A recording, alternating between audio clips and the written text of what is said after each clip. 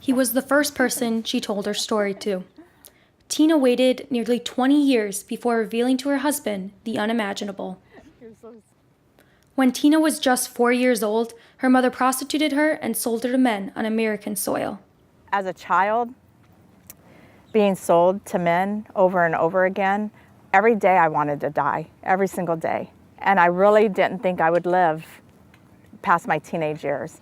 At 15, Tina escaped without saying anything, without filing a complaint, keeping this terrible trauma to herself. What happens when you have PTSD, there's going to be a trigger that triggers something. And so when my daughters got to be about the age that I first encountered the trauma, I had a breakdown. I was anorexic. I had gotten down to about 70 pounds, and I was trying to kill myself. I was hospitalized for 2 months, and that's when they started the therapy for me, and when they started bringing up the memories. Since this happened to Tina, human trafficking has grown steadily and silently in the United States.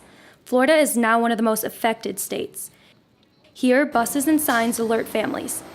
67% of the victims are young Americans, and 1 person per day falls victim to human trafficking.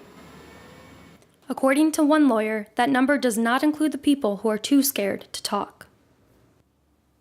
Here in Florida, we see a lot of Americans being victimized. We've defined human trafficking in Florida to be modern-day slavery, and anybody can be a victim. So rich, poor, any race, any nationality, anybody could potentially be a victim. The difference between people that are victimized and not is vulnerability. Our traffickers look for vulnerability. The preferred method of traffickers? Kidnapping runaways aged 12 to 14. Maurice Edwards is in charge of finding them. This detective is a member of the Youth Brigade. Their main investigative tool, the internet. Okay, so you agree that it is a young girl? Yeah, she's definitely, at least at minimum, given that illusion with the bear. Yeah, she's young. Okay, perfect. I mean, it could be... Every day, the unit analyzes online prostitution ads to identify possible cases of exploited minors. Do you think these pictures are is taken by somebody, or she set the camera there? We look for certain things that we look for when we're scrolling through these ads. If they look young, if someone else is taking the pictures, and certain verbiage that they use within the profile. So we look for certain clues that may indicate their involvement in trafficking. This team spots nearly 10 suspicious ads a day. The next step happens on the field, surveillance work. The investigator targeted a hotel that was popular amongst traffickers. Due to the low cost for the rooms, they prefer this hotel because less money that they spend on a room, the more money they keep in their pocket. On site, Maurice Edwards looks for suspicious behavior. And after a couple of minutes, one white car gets his attention.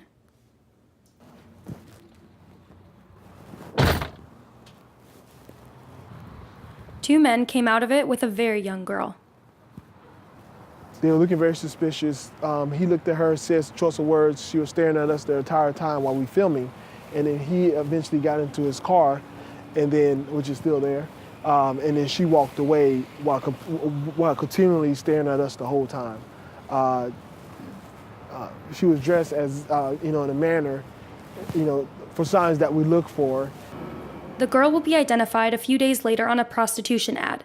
She is a minor who has been reported missing. This is the beginning of a new investigation. The unit saves an average of 2 minors per month. How's he doing right now? He's doing great. He really is. He's learning how to be on his own as an 18-year-old, which can be hard. A lot of struggles. This therapist has specialized in caring for victims of modern slavery. She and her team are treating about 50 patients. I've heard for so long about his success story. A lot of times what happens when a young person is exploited or is trafficked, they lose their sense of self. They do whatever the trafficker tells them to do, or they do whatever it is they need to do to survive. So what we try to do is help them define what it is they want to be. What are their personal goals? Good morning. Tina has since found a new purpose in life. How's it going, Devon? Good. In her community coffee shop, she welcomes victims on a voluntary basis. and she shares her story with the customers. Only 5% make it out and are able to be successful. I want to change that. And I didn't tell my story for many, many years. I think that's the worst nightmare.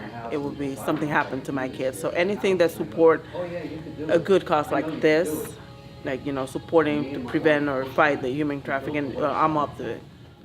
All of the profits from the coffee shop are donated to our Anti-Trafficking Association. They offer their Tina and her husband have already helped 15 women in the past year.